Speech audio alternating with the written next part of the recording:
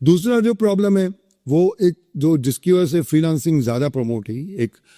वो जो हमारे पास रेन्यूमरेशन में जो हमारे स्पेशली आईटी रिसोर्सेज के अंदर जहाँ पे ऑप्शन मौजूद है। देखें, एक बैंक में अगर हमारे पास एक जो हमने इनकम टैक्स के हमारे जो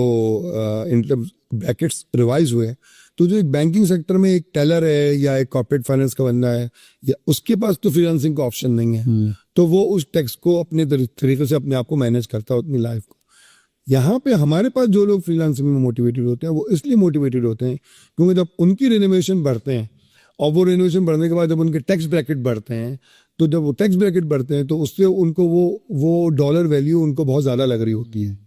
और फौरन उस डॉलर वैल्यू पे मोटिवेट होते हैं। ये शॉर्ट टर्म में तो उनका बेनिफिट हो रहा है, लेकिन लॉन्ग टर्म में आईटी इंडस्ट्री का नुकसान है। इसी वजह से अभी मैं कुछ दिनों पहले देख रहा था कि पाकिस्तान सॉफ्टवेयर हाउस एसोसिएशन भी इस चीज़ के ऊपर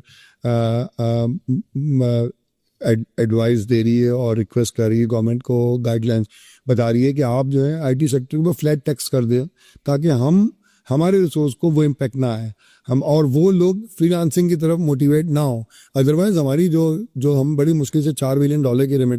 रेमिटेंस फॉरेन एक्सपोर्ट की लेकर आए हैं, ये वापस आना शुरू हो जाएगी अगर आप इतनी हाई टैक्सेशन हमको ब्रैकेट देंगे। क्योंकि उसमें होता ये है कि सबसे ज़्यादा जो इम्पैक्ट करता है वो मिड टियर का रिसोर्स करता है, जो 2.5 से 3 में जंप करता है। जब वो 2.5 से 3 में जंप करता है तो वो टेक्निकली वो अपनी 2.5 की सैलरी से नीचे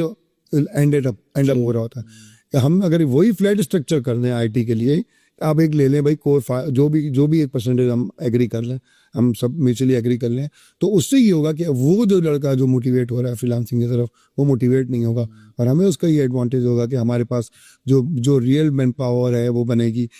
इसका एक तीसरा इम्पैक्ट है कमल, जो कि बहुत इंपॉर्टेंट है, वो ये कि देखिए मैं एज अ इंडिविजुअल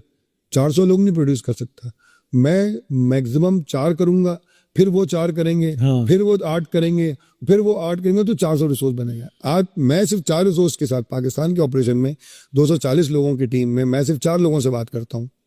सही, ठीक है, मैं इससे ज्यादा नहीं कर सकता। वो 4 के फिर उनके पास 8 लोग हैं, उन 8 के नीचे फिर 32 लोग हैं। सही है, तो जाके फर्म चलती है। तो आप बड़ी ऑर्गेनाइजेशन बन ही नहीं सकते अगर आप इस चीज को, तो हम वो फ्रीलांसर जो चले गए फ्रीलांसिंग करने, वो कितने लोगों को एनेबल कर सकते थे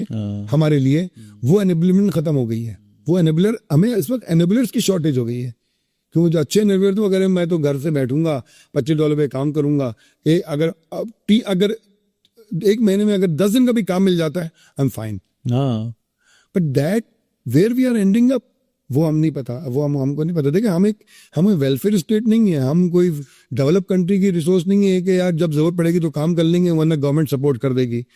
2 बच्चे हैं तो मुझे 2 बच्चों के वो आ जाएगा, टैक्स आ जाएगा और ये आ जाएगा वो आ जाएगा, हम कंट्री